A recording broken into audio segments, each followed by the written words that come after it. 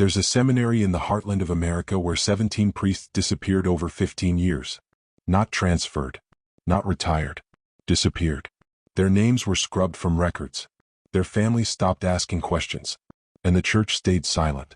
This isn't about faith or doctrine. This is about something far older, far darker, and buried so deep that even mentioning it makes certain people nervous. What you're about to hear isn't conspiracy theory. It's pattern recognition. It's the kind of truth that doesn't get taught in history class because history class is designed to keep you asleep. Sacred Heart Seminary sat on land that predated colonial maps, land with a history the original inhabitants refused to discuss, land where the soil itself seemed to reject certain types of growth. The church built there anyway in 1887, raised Gothic spires toward heaven while the foundation settled into something that had been waiting a very long time. And between 1952 and 1967, 17 men walked through those doors to serve God and vanished into a silence so complete it's as if they never existed at all. Let me be clear about what disappeared means. These weren't men who left the priesthood. They weren't defrocked or excommunicated. They didn't run away with secretaries or lose their faith in some crisis of conscience. They went to morning prayers and never came to breakfast. They were seen walking the cloisters at dusk and their beds were empty by dawn. Father Michael Corrigan, age 32, was photographed at a seminary fundraiser on March 14, 1953. By March 16, his room was cleaned out and his personal effects were boxed and sent to an address that doesn't exist. When his sister came looking for him 3 weeks later, she was told he'd requested a transfer to missionary work in the Philippines. The Philippine Archdiocese has no record of him. Father Thomas Brennan vanished in 1955 during a winter so brutal that the seminary was snowed in for 11 days. He was last seen in the library reading from a book that wasn't in the catalog, a book bound in leather so old it looked like skin. When they found his reading table the next morning, the book was gone and there was a smell in the air like burning copper. The church has a word for this kind of erasure. They call it administrative silence. It's what happens when something is too complicated, too embarrassing, or too dangerous to explain. So they simply remove it from the record and wait for everyone who remembers to die. But here's what they didn't count on. Men like us don't forget. We don't look away. We ask the questions that make powerful people uncomfortable because we understand that power protects itself by controlling information. And the information around Sacred Heart Seminary was being controlled with a level of precision that suggests coordination at the highest levels. When Father David Keller's mother tried to file a missing person report in 1959, she was visited by 2 men in black suits who identified themselves as diocesan attorneys. They told her that her son was on a spiritual retreat and could not be contacted for the foreseeable future. When she insisted on proof of life, she was reminded that she was elderly, that her health was fragile, and that continued agitation could be seen as evidence of mental instability. She never filed that report. She died 6 months later. Heartbroken and silent. Now you're starting to understand the shape of this thing. It's not just about missing priests. It's about the machinery of silence, the systems designed to make certain questions impossible to ask. The Catholic Church has been perfecting these systems for 2,000 years. They've survived emperors and plagues and schisms because they understand something fundamental about human nature. Most people would rather believe a comfortable lie than pursue an uncomfortable truth. They would rather trust the institution than trust their own pattern recognition. But you're not most people. You're here because something in you refuses to look away. Something in you knows that when 17 men vanish from the same location over 15 years and nobody talks about it, somebody is working very hard to make sure nobody talks about it. The seminary had a staff of 43 during those years. Priests, groundskeepers, kitchen workers, administrators. And in all the decades since, not one of them has given a public interview about the disappearances. Not one memoir has been published. Not one deathbed confession has emerged. That's not coincidence. That's control. Let's talk about the land itself. Before Sacred Heart Seminary was built, the site was occupied by a private sanatorium called Whitmore House. It operated from 1871 to 1883, specializing in the treatment of what they called nervous disorders and moral insanity. The treatment methods were advanced for the time, if you consider isolation, sensory deprivation, and experimental surgery advanced. The sanatorium closed after a fire killed 26 patients in a single night. The official cause was determined to be faulty wiring, which is interesting because the building didn't have electrical wiring. It was still using gas lamps. The fire started in the basement, in a wing that wasn't supposed to exist according to the architectural plans. When investigators went down there after the blaze, they found rooms that weren't on any blueprint, rooms with iron doors and walls lined with cork and leather, rooms designed to contain sound. And they found something else. Scratches. Hundreds of scratches carved into the stone walls by human fingernails. Messages in Latin and languages nobody could identify. Symbols that looked like they came from grimoires, from books of ceremonial magic that were supposed to have been burned in the Middle Ages. The Catholic Church bought the land 6 months after the fire. They paid 3 times its assessed value. They demolished what was left of Whitmore House and salted the earth before laying the foundation for the seminary. Salting the earth. That's not a construction technique. That's an exorcism. It's what you do when you believe something unholy has taken root and you want to sterilize the ground before you build something sacred on top of it. But here's the thing about building on poisoned ground. Whatever was there doesn't leave just because you pray over it. It waits. It adapts. It finds new ways to feed. And if what happened at Sacred Heart Seminary is any indication, it found 17 ways to feed between 1952 and 1967. Father James Halloran disappeared in 1956. His last diary entry, which was discovered years later in a safety deposit box his family didn't know he had, reads, "The voices in the walls are not speaking Latin anymore. They're speaking something older. I think they're calling names. I think one of them is mine." You need to understand the profile of these men. They weren't weak. They weren't troubled. Every single one of the 17 disappeared priests had exemplary records. Top of their seminary classes. Devoted to their vocations. Psychologically stable. These were men who had been vetted by one of the most rigorous screening processes in the world. The Catholic Church doesn't ordain priests lightly. They test them. They watch them. They make sure they can withstand isolation, celibacy, and the weight of other people's sins. And yet these 17 men, these tested and proven servants of God, encountered something in Sacred Heart Seminary that unmade them so completely that not even their names could survive. Father Raymond Walsh had been a military chaplain in World War II. He'd given last rites on the beaches of Normandy. He'd seen men blown apart and heard their dying screams and kept his faith intact. He disappeared in 1958 after spending 3 consecutive nights in the seminary chapel, praying so loudly that other priests complained about the noise. On the 3rd night, someone heard him shouting, "I won't go down there. You can't make me go down there." Down where? That's the question that should haunt you. Because Sacred Heart Seminary officially had 1 basement level. Storage, furnace room, wine cellar for communion, standard infrastructure. But the priests who lived there, the ones who didn't vanish, would sometimes mention in private correspondence that there were places in the building where the geometry didn't make sense. Hallways that seemed longer from one direction than the other. Doors that opened onto walls. Stairwells that descended farther than the basement should allow. Father Anthony DeLuca, who lived at Sacred Heart from 1951 to 1970 and never disappeared but left the priesthood 6 months after his tenure ended, wrote to his brother in 1971, "We were told never to go into the sub-basement. We were told it was structurally unsound. But I heard things down there. Voices. Movement. And one night I saw Father Brennan going down those stairs with a candle in his hand and a look on his face like a man walking to his own execution. I never saw him again. And when I asked about him, I was told to pray for the dead and stop asking questions." Now let's talk about what the church knew and when they knew it. Because institutional knowledge is the key to understanding institutional evil. Individual priests might disappear. Individual bishops might be kept in the dark. But the Vatican? The central nervous system of global Catholicism? They knew. In 1961, a papal envoy visited Sacred Heart Seminary. His name was Cardinal Giuseppe Ferretti, and he was one of the most powerful men in Rome, a specialist in canon law and ecclesiastical discipline. He stayed for 3 days. He interviewed every priest. He celebrated Mass in the chapel. And then he left and filed a report that was immediately classified and sealed under pontifical secrecy. Pontifical secrecy is the highest level of confidentiality in the Catholic Church, reserved for matters that could threaten the Church itself if revealed. It's the same classification used for sexual abuse cases, for financial crimes, for anything that could destroy the Church's credibility. Why would a few missing priests require that level of secrecy?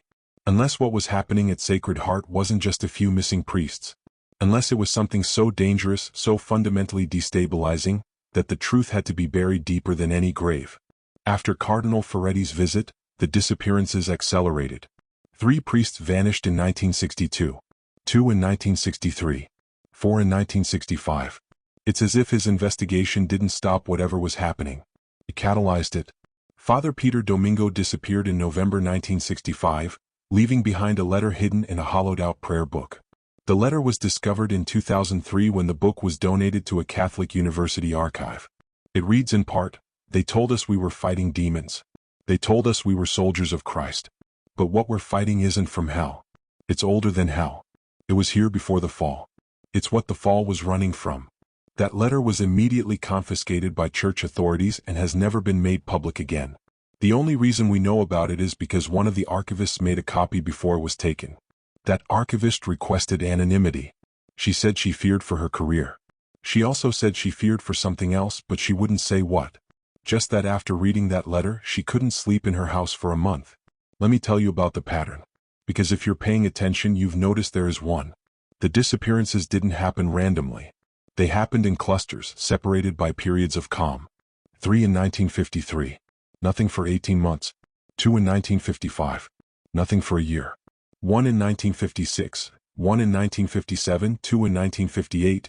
Nothing in 1959 or 1960. Then the acceleration in the early 60s. That's not random. That's a cycle. That's something that needs to feed but can't feed constantly. Something that has rhythms, dormant periods, times when it gathers strength. And here's what makes it even more disturbing. The disappearances corresponded with specific dates on the liturgical calendar. Father Corrigan vanished 2 days after the Feast of St. Joseph. Father Walsh disappeared during Holy Week. Father Domingo was last seen on the eve of All Saints' Day. Every single disappearance happened within 72 hours of a major Catholic holy day, days when the veil between worlds is supposed to be thin, when the faithful believe heaven is listening more closely, or when something else is listening. When the door is open just wide enough for something to reach through. The seminary closed in 1968. Officially, it was due to declining enrollment and the changing needs of the diocese. Unofficially, it was because no priest would agree to be stationed there anymore. Word had gotten out, quietly, through the network of whispers that connects every religious institution. Priests talk to priests. They share warnings. They mark certain places as dangerous. By 1967, Sacred Heart Seminary had a reputation. It was where good men went to lose their souls or their minds or their lives. The building stood empty for 11 years. During that time there were reports. Local teenagers who broke and came running out minutes later, pale and shaking, refusing to talk about what they'd seen. A security guard hired to watch the property quit after his first night, saying only that the building breathed. In 1979, the diocese sold the property to a private developer who planned to convert it into luxury condominiums. The developer was a man named Richard Kellerman, a former seminarian himself who'd left the church in the 1950s. He lasted 3 months before abandoning the project. He declared bankruptcy. He moved to Arizona. He died of a heart attack in 1983, and in his final days he kept telling his nurses that the walls were full of priests. Now I want you to ask yourself a question. Why would the Catholic Church, an institution that has weathered scandals that would destroy any other organization, that has survived accusations of protecting predators and hoarding wealth and collaborating with fascists, why would that church go to such extraordinary lengths to hide what happened at one small seminary in the American Midwest? What could possibly be so dangerous that it requires pontifical secrecy, witness intimidation, and the systematic erasure of 17 men from historical memory? The answer is simple and terrible, because whatever happened at Sacred Heart Seminary challenges the fundamental narrative the Church has spent 2 millennia constructing. The narrative that says evil comes from outside, from demons and devils and fallen angels. The narrative that says the Church is the barrier between humanity and darkness, the protective wall that keeps the abyss at bay. But what if the abyss was always inside the wall? What if the Church didn't just fail to protect those 17 priests? What if the Church fed them to something it couldn't control, something it had been feeding for centuries, something that required sacrifice to keep it satisfied and contained? There are traditions in the Church that don't get talked about in Sunday school. Traditions that go back to the Desert Fathers, to the monks who went into the wilderness to wrestle with demons and came back changed, if they came back at all. Traditions of spiritual warfare that involve not just prayer and fasting but rituals, ceremonies, oaths taken in darkness and blood. The Church acknowledges some of this. Exorcism is real. It's codified. It's practiced. But exorcism is the sanitized version, the public face of a much older and stranger practice. There are priests, specialists who deal with things the Church doesn't name publicly. Entities that don't fit the comfortable categories of demon or devil. Things that were old when Christianity was young. Things that made deals with the early Church. Agreements that allowed the Church to spread and survive in exchange for certain concessions. Father Leopold Voss, a Jesuit historian who spent 40 years studying church archives, wrote in an unpublished manuscript, "The Church's greatest secret is not what it has done but what it has permitted to be done in its name, in its buildings, with its blessing, to maintain its power and survival." Let's go deeper. Let's talk about what those 17 priests might have encountered. Because if you read between the lines of the fragmentary evidence that survives, a picture emerges. Not a clear picture. More like a shape moving behind frosted glass. Father Halloran's diary mentions voices in the walls speaking languages older than Latin. Father Walsh was heard screaming about going down. Father Domingo wrote about something that predated the fall, something the fall was running from. What if Sacred Heart Seminary wasn't built on cursed ground by accident? What if the church knew exactly what was there and built there intentionally? What if the seminary was a containment site, a prison disguised as a place of worship? And what if the 17 priests weren't victims of some random malevolent force? What if they were sacrifices? What if they were offerings, fed to something in the sub-basement to keep it satisfied, to keep it from spreading, to maintain the agreement that allowed the church to operate without interference from things that don't care about doctrine or dogma or the salvation of souls? This is the point where most people stop listening. Where the cognitive dissonance becomes too much. Where the comfortable worldview collides with uncomfortable reality and the mind chooses comfort. But you're still here. Which means you're ready for the next level. Which means you understand that the world is not what they told you it was. The institutions you were taught to trust are not protectors. They're managers. They're wardens. They maintain systems that are so old and so embedded in the structure of civilization that questioning them feels like insanity. But here's the truth they don't want you to know. Your refusal to look away is not insanity. It's awakening. It's the first step toward sovereignty, toward becoming the kind of man who cannot be controlled by comfortable lies. And that's what this is really about. Not just Sacred Heart Seminary. Not just 17 missing priests. But your willingness to see the pattern. Your capacity to hold multiple disturbing truths in your mind simultaneously and not collapse into either denial or despair. That's power. That's real power. The power they're terrified you'll discover. So let me tell you what I want you to do. Right now in the comments below, I want you to type these 3 words, "I see clearly." Type it twice. Once to mark your commitment. Once to signal the algorithm that this video matters, that this information needs to spread. I see clearly. It's not just a comment. It's a declaration. It's you telling the universe and everyone watching that you're not one of the sleepers anymore. That you're awake. That you're willing to look at what others turn away from. This is how we build networks of aware men. This is how we create communities that can't be controlled by the old systems. One comment at a time. One man at a time. Choosing to see clearly instead of looking away. Type it now. I see clearly. And then stay with me. Because we're only halfway through this descent. And what comes next is going to challenge everything you think you know about power, sacrifice, and the machinery of control that runs beneath the surface of civilized society. I see clearly. Let's continue. The seminary building was finally demolished in 1991. It took 4 separate construction companies to complete the job. The first 3 abandoned the project within weeks, citing equipment failures, workplace accidents, and workers who simply refused to return after their first day on site. The 4th company, a firm that specialized in hazardous demolition, brought in a team that had worked on Superfund sites and radioactive waste facilities. They treated Sacred Heart Seminary like it was contaminated. They wore full protective gear. They worked in rotating shifts, no one spending more than 4 hours on site per day. And when they reached the basement levels, they found rooms that weren't on any architectural plan. Rooms with no doors, only walls that had been sealed from the outside with brick and concrete. When they broke through, the air that came out was so cold it formed frost in July. And in one of those sealed rooms, they found something that made the foreman call a priest before calling the police. He never specified what it was. He just said, "It's something that shouldn't exist. It's something people shouldn't know about." The contents of those sealed rooms were removed by people who identified themselves as representatives of the archdiocese. They arrived in unmarked vehicles. They wore hazmat suits. They confiscated all photographs and videos taken by the construction crew. They paid the demolition company a settlement that included an ironclad non-disclosure agreement. And then they vanished along with whatever they'd taken from the basement. But here's what you need to understand. That kind of response doesn't happen for old bones or forgotten artifacts. That kind of response happens when something is discovered that threatens the carefully maintained boundary between what people know and what people are allowed to know. Think about the resources required for that operation. The coordination. The authority. that came from the highest levels of church hierarchy. Which means the church was still monitoring Sacred Heart Seminary 24 years after it closed, still ready to mobilize at a moment's notice to protect whatever secrets were buried there. Still maintaining the silence that had surrounded the place since the first disappearance in 1953. That's not institutional memory. That's institutional priority. That's something so important that it demands constant vigilance across decades. Let's talk about the other seminaries. Because Sacred Heart wasn't unique. It was just the most extreme case. Between 1945 and 1975, there were documented patterns of unexplained disappearances and psychological breakdowns at Catholic seminaries across the United States. Not in all of them, but in specific ones, built on specific sites, following specific architectural patterns. Seminaries with large basements. Seminaries built on land with troubled histories.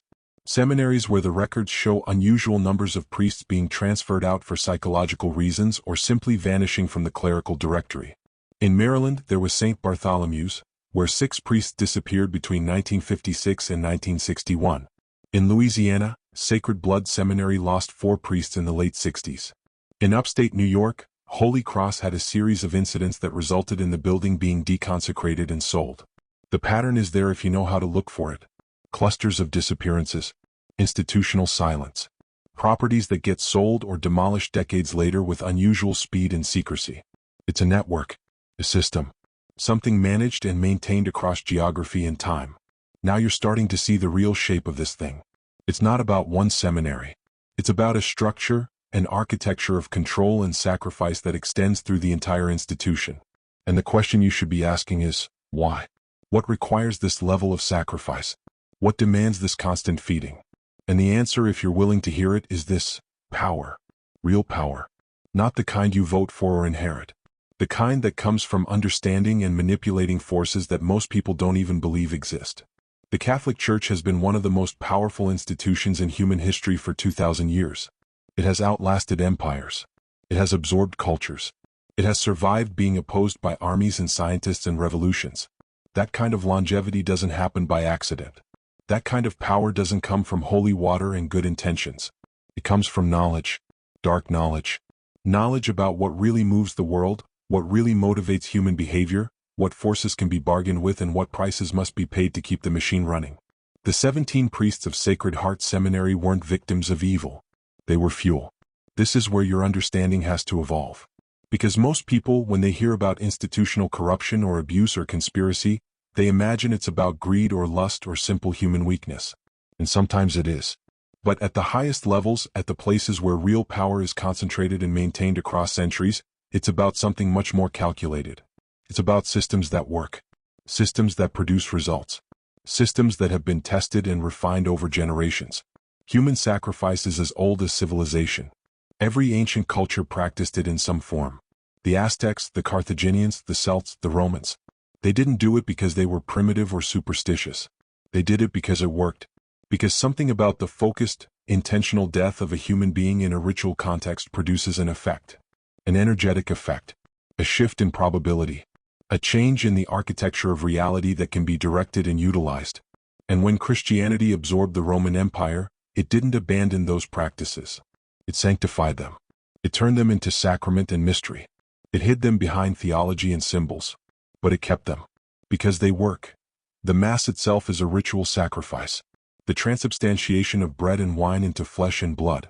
The consumption of God. Every Catholic child learns this. But what they don't learn is what that ritual is actually doing, what forces it's invoking, what agreements it's maintaining. The Church is very careful about who can perform the Massachusetts. Only ordained priests. Only men who have been through years of training and testing and ritual preparation. What? If it's just symbolic, why does it matter?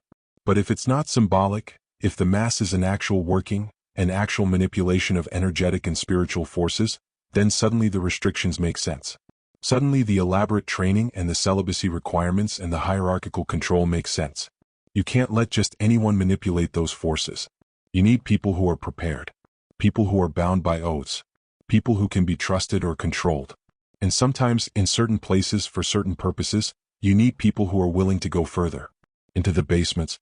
Into the sealed rooms. Into the places where the real work is done.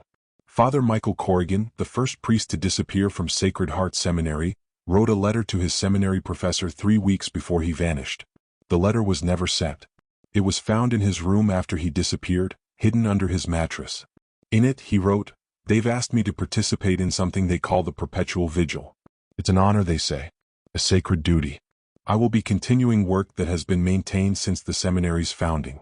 They won't tell me exactly what the work entails, only that it requires absolute faith and absolute obedience. I confess I am afraid, not of demons or hell, but of what I might learn about heaven."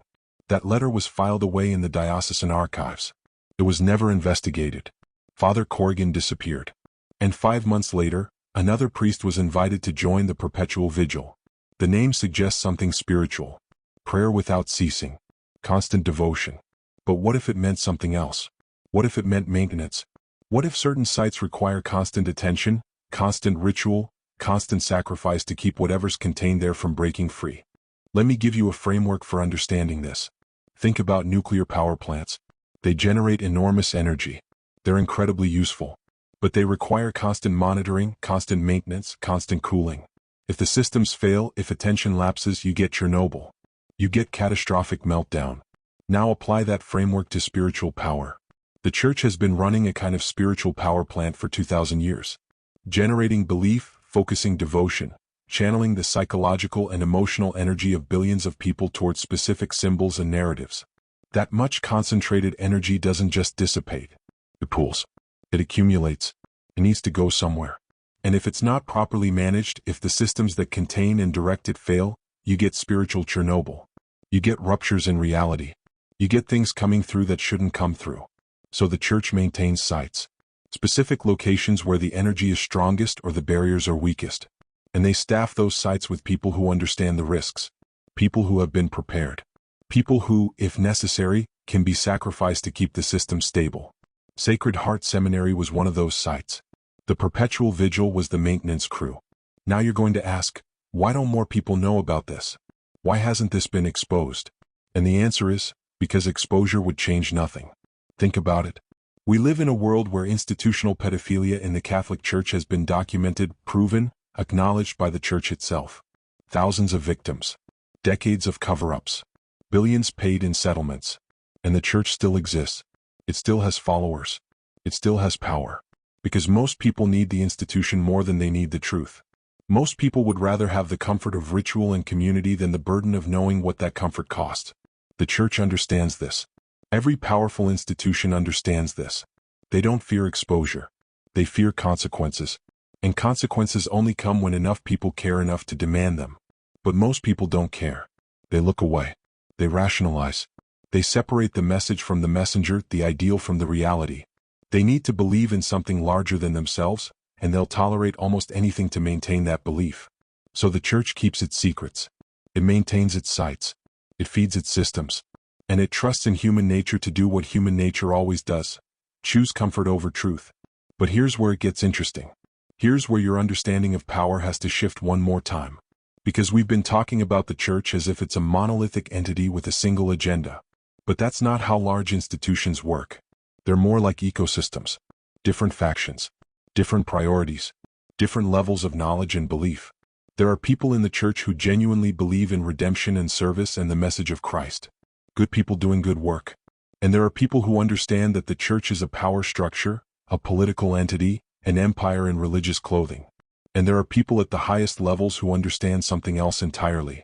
Who have access to archives and rituals and knowledge that would shatter the faith of the believers and confirm the cynicism of the political operatives. These are the people who make decisions about places like Sacred Heart Seminary. Who decide which priests get invited to the perpetual vigil. Who seal the rooms and scrub the records and maintain the silence. And they're not evil, not in any simple sense. They're pragmatists. They're doing what they believe is necessary to maintain the structure. To keep the power plant running. Even if it means sacrificing 17 men over 15 years. Let's return to the land. Because this is crucial. Sacred Heart Seminary was built on the site of Whitmore House, the sanatorium where 26 people died in a fire that started in rooms that didn't officially exist. But what was on that land before Whitmore House? Before the sanatorium, the site was occupied by a private estate owned by a man named Josiah Whitmore, a physician and occultist who had traveled extensively in Europe in the 1840s and 50s, studying with secret societies and esoteric orders. Whitmore returned to America with something. Letters and diaries from his contemporaries reference an artifact, something he'd acquired in Rome, something that had been hidden in the catacombs and traded hands through a network of collectors and practitioners. Whatever it was, Whitmore built his estate around it. He built the rooms that later became the sealed basement of the sanatorium. He invited certain people to visit. He conducted experiments. And when he died in 1869, his will specified that the estate should never be demolished, never sold, never disturbed. His family ignored the will. They needed the money. They converted the estate into a sanatorium. And 2 years later, 26 people burned to death in a fire that couldn't be explained. The Catholic Church knew this history when they bought the land. They had access to records. They had researchers who investigated properties before purchase. They knew about Whitmore. They knew about the sanatorium fire. They knew about the sealed rooms. And they bought it anyway. They paid a premium. They moved quickly. They built a seminary on top of all that accumulated horror and trauma and occult experimentation. What? The only explanation that makes sense is that they wanted what was there. They wanted access to whatever Whitmore had found. Whatever was in those catacombs in Rome. Whatever had been generating the phenomena that Whitmore tried to study and control. The Church has always positioned itself as the enemy of occultism, the defender against dark forces. But what if that's just branding? What if the Church doesn't fight occult power? What if it monopolizes it? What if the Church's real function is to make sure that no one else has access to these forces, these artifacts, these sites of concentrated spiritual energy? That would explain the history. The Inquisition wasn't about stamping out heresy. It was about eliminating competition. This is the level where most historical narratives break down. Where the comfortable story about faith and civilization and progress collapses into something much stranger and darker. Because if you follow the thread far enough back, you find that every major institution, every structure of power that has lasted more than a few generations, is built on esoteric knowledge and ritualized practice. The Vatican Library contains texts that are forbidden even to most priests. Books of ceremonial magic. Grimoires. Manuscripts from mystery cults and Gnostic sections. What? If the Church believes this material is demonic or false, why preserve it? Why not destroy it? Unless it works. Unless the Church needs it. Unless the power the Church wields isn't purely spiritual or political but something else, something that requires understanding forces that Christianity officially denies. The 17 priests who disappeared from Sacred Heart Seminary weren't the first casualties of this system. They weren't even unusual. They were just part of a continuum that stretches back centuries. Men who were selected, prepared, and ultimately sacrificed to maintain the machinery, to keep the power plant running, to feed whatever hungers in the deep places where the Church's real power is generated and stored. Now let me tell you something that's going to sound insane until you really think about it. The Church isn't hiding this. Not really. It's in plain sight. Every cathedral in Europe is built on principles of sacred geometry that come from pagan temples and mystery schools. The architecture is designed to channel energy, to create resonance, to manipulate consciousness through sound and light and spatial relationships. The rituals of the Mass are encoded with symbols and gestures that predate Christianity by thousands of years. The vestments the priests wear are ceremonial robes that would be recognizable to any ancient priest of Mithras or Isis. The Church took all of this, absorbed it, claimed it, and then declared war on anyone else who tried to use the same knowledge. This is how power works at the highest level. You don't suppress the truth. You frame it. You control the narrative around it. You make sure that anyone who starts asking questions can be dismissed as a conspiracy theorist or a heretic or a lunatic. Meanwhile, you continue the work. You maintain the sites. You perform the rituals. You make the sacrifices. And you trust that most people will never look closely enough to see the pattern. Father Leopold Voss, the Jesuit historian I mentioned earlier, spent the last decade of his life trying to document what he called the Church's shadow tradition. He interviewed elderly priests. He accessed restricted archives. He traced property transactions and personnel transfers. And he concluded that there were approximately 40 sites in North America alone that matched the pattern of Sacred Heart Seminary. Places where the Church had built institutions on historically significant land. Places with unusual numbers of disappearances or psychological incidents. Places that were quietly closed or sold under circumstances that didn't quite make sense. He compiled his research into a manuscript he called The Perpetual Vigil, a hidden history of sacrifice in the Catholic Church. He submitted it to 6 academic publishers. All 6 rejected it. He tried to self-publish. His house burned down 3 weeks later. The fire was ruled accidental. He lost everything in the fire, including his research. He died 6 months after that, broken and silent. One of his former students managed to save a partial copy of the manuscript, about 40 pages, hidden in a safety deposit box. Those 40 pages circulate underground, passed from researcher to researcher. They're not conclusive, but they're suggestive. They outline the pattern. They name the sites. And they ask the question that no one wants to answer. What are we feeding? That's the question that should haunt you. Not what happened to 17 priests. That's tragic, but in the scope of history, 17 deaths is nothing. 17 men have died in the time it took you to watch this video. The question that matters is, what system requires those deaths? What force or entity or principle demands constant sacrifice to maintain itself? And once you start asking that question, you have to confront something terrifying. Maybe it's not a demon or a monster or some external evil. Maybe it's the system itself. Maybe the church, the institution, the structure of belief and hierarchy and ritual, has taken on a life of its own, has become something that feeds on the faithful. That requires sacrifice not because of some ancient pact with dark forces, but because sacrifice is how it sustains itself, how it maintains coherence across centuries and continents. Every institution demands sacrifice. Militaries send soldiers to die. Corporations work people to death. Governments tax and regulate and imprison and execute. We accept this as the cost of civilization. So why should the church be different? Why should spiritual power be free? Maybe Sacred Heart Seminary was just an extreme example of something that happens everywhere all the time.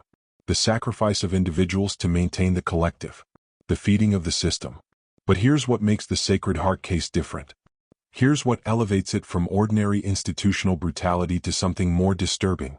The men who disappeared were volunteers. They were true believers.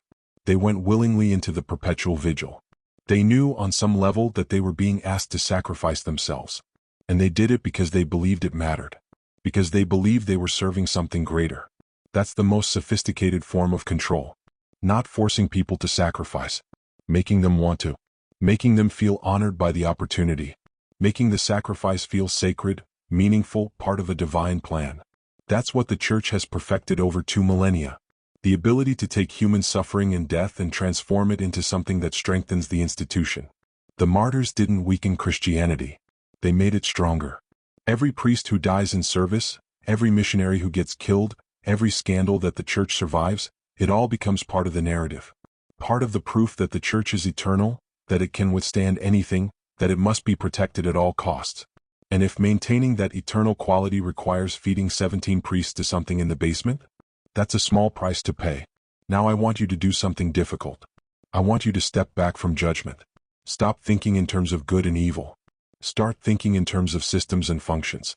The church isn't evil. It's operational. It does what it needs to do to survive and maintain power. Just like every other institution that has lasted more than a few generations. The disappearances at Sacred Heart Seminary weren't aberrations. They were features. They were part of how the system maintains itself. And the silence around them isn't a cover-up in the traditional sense. It's operational security.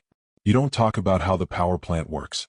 You don't explain the maintenance procedures to the general public. You just make sure the lights stay on. Most people don't want to know how the lights stay on. They just want the lights. They want the comfort of ritual and community and belief. They want the church to be there when they need it. And they're willing to not ask questions about what that costs. This is true of every institution, every government, every corporation, every system that claims to serve humanity. The cost is hidden. The sacrifice is externalized. And most people are grateful for the ignorance, because knowing would require them to make a choice. Accept it or fight it. And fighting it requires more courage than most people have. So what do you do with this information? What do you do when you realize that the world is run by systems that require sacrifice, that operate on principles most people never question, that maintain themselves through mechanisms that would horrify anyone who understood them fully? You have 3 choices. 1. Deny it. Decide I'm lying or exaggerating or insane. Go back to sleep. That's what most people will do. 2. Accept it and despair. Decide that the world is too corrupt, too compromised, that there's no point in fighting because the systems are too powerful and too entrenched. 3. Accept it and sharpen yourself. Understand that this is how power really works. Understand that soft men who believe comfortable lies will always be controlled by hard men who understand uncomfortable truths. And decide that you're going to be one of the men who understands. One of the men who can navigate these systems without being consumed by them. That's what separates the sovereign from the enslaved. Not ignorance or denial. Knowledge. Dark knowledge. The kind that changes you permanently. The kind that makes it impossible to see the world the way you used to see it. But also the kind that gives you leverage. Because once you understand how the machinery works, you can't be manipulated by it anymore. The 17 priests who disappeared from Sacred Heart Seminary are gone. Their names have been erased. Their families are dead. The building has been demolished. The land has been redeveloped. By every measurable standard, the church succeeded in burying this story. But here's what they didn't account for. Men like you. Men who refuse to look away. Men who hear a story about 17 disappeared priests and don't think, that's terrible, and move on. Men who ask why. How? Who benefited?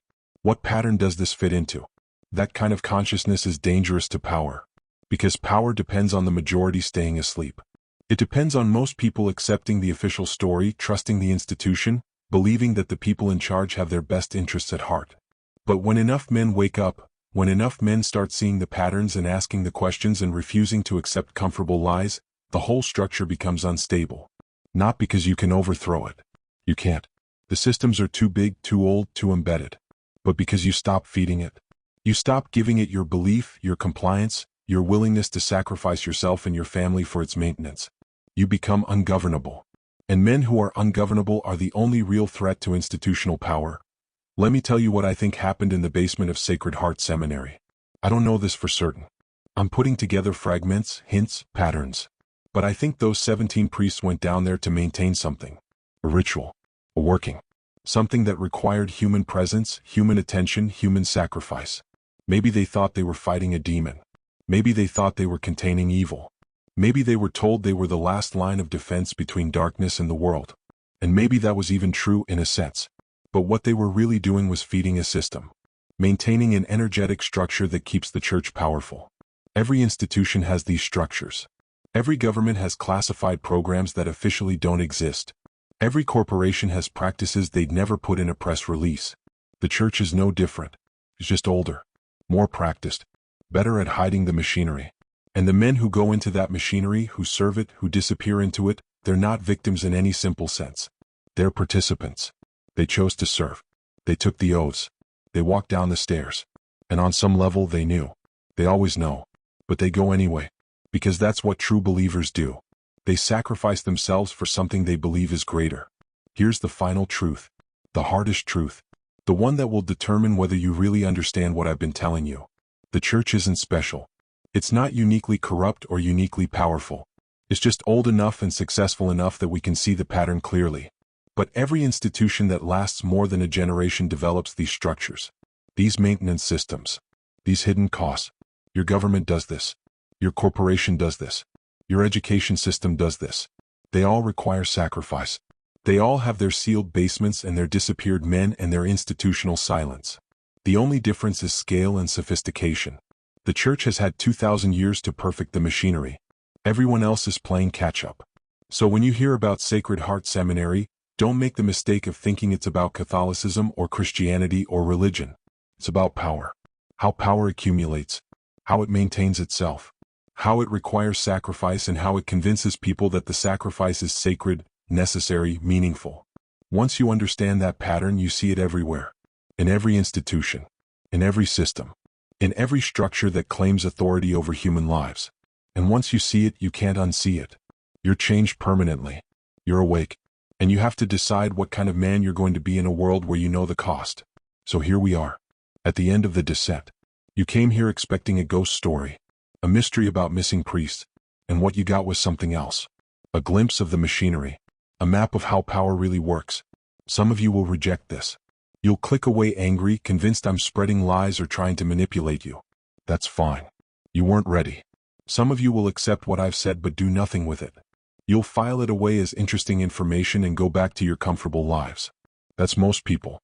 But some of you, maybe just a handful, will feel something shift. You'll realize that everything you were taught about how the world works was a simplification at best and a lie at worst. You'll start seeing patterns everywhere. You'll start asking questions nobody wants you to ask. And you'll begin the process of becoming sovereign. Of becoming a man who cannot be controlled by comfortable lies. If you're one of those men, welcome to the other side.